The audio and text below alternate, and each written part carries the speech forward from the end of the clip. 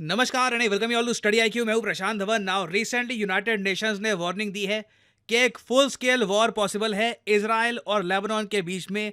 और इंडिया को कंसर्न इसलिए होना चाहिए क्योंकि यहाँ पे एक ऐसा इलाका कॉन्फ्लिक्ट में आ जाएगा जहाँ पर 900 के आसपास इंडियन पीस कीपर्स डिप्लॉयड हैं। नाउ ये टॉपिक इन डेप्थ डिस्कस करने से पहले मैं आपको दिखाना चाहता हूँ हाल ही में इजराइल की मिलिट्री ने सोशल मीडिया पे क्या पोस्ट किया है और क्यों यूएन बहुत ज्यादा चिंतित है।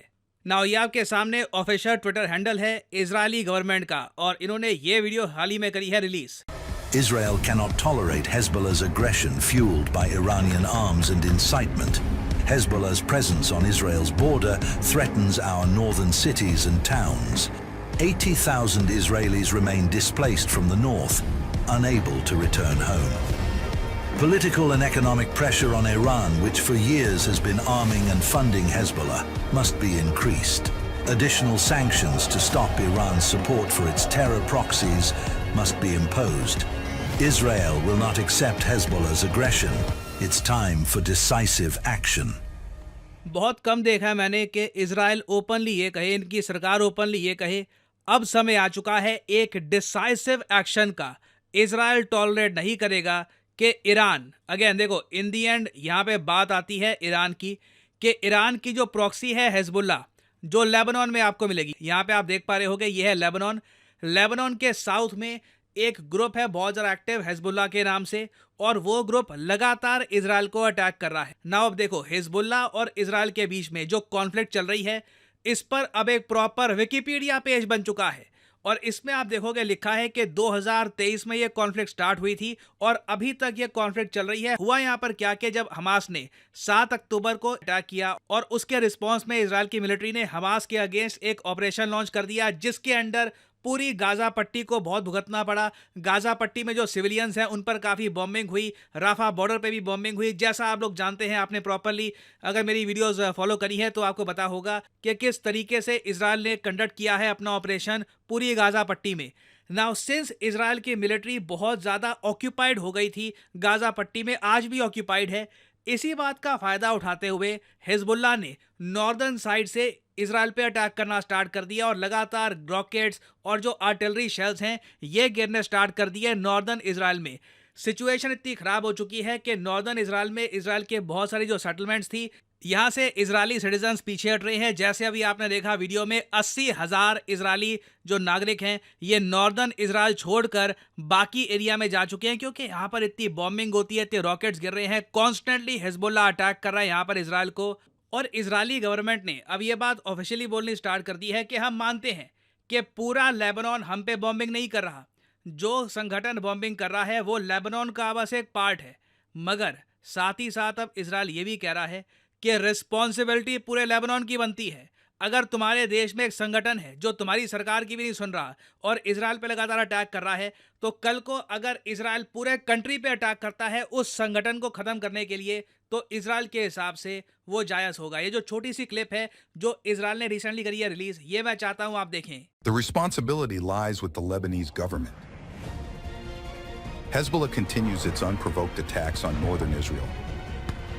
The result? Massive destruction affects homes, businesses, and critical infrastructure.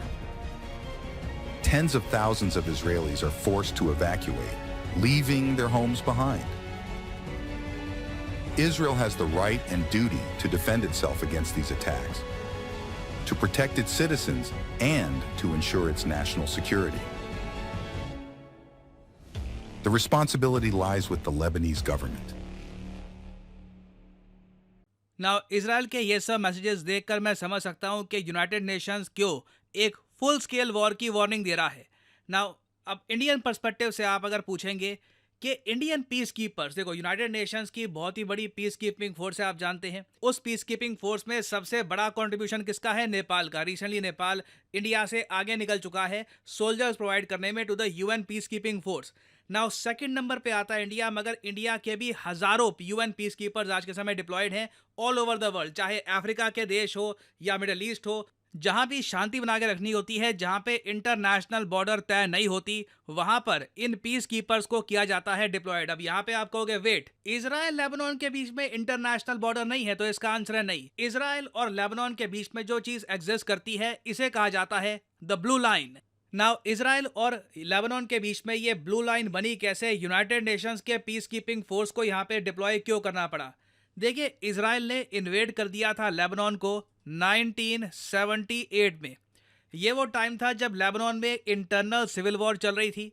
Israel को एक अच्छा मौका दिखा और इन्होंने लेबनान का एक बहुत बड़ा हिस्सा कब्जा लिया। देखो, आज के समय ये मैप है, यहाँ पर ये इजराइल का, ये ऊपर लेबनान है।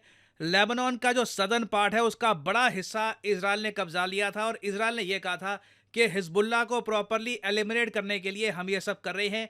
इजराइल लंबे समय तक लेबनान में रहा। सन 2000 में इजराइल ने अपनी फोर्सेस को वापस बुलाया यूनाइटेड नेशंस यूएसए के दबाव में, और उसके बाद यह डिसाइड किया गया कि लेबनान और इजराइल के बीच में एक टेम्परेरी बॉर्डर बनाई जाएगी और इस बॉर्डर का नाम है द ब्लू लाइन।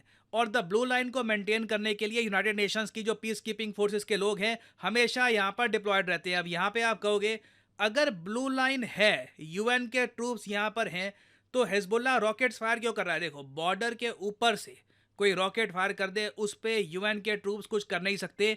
यूएन के troops S-500 missile defence system लेकर नहीं बैठे। यूएन ट्रूप्स देखिए ये रोक सकते हैं कि हिजबुल्लाह की आर्मी इजराइल में आने की कोशिश कर रही है या फिर इजराइल की आर्मी कोशिश कर रही है लेबनान में जाने की, उसको रोक सकती है ब्लू लाइन। बाकी उसके अलावा जो अभी रॉकेट्स बरसाए जा रहे हैं उसमें ब्लू लाइन काफ़ी हद तक यूजलेस है।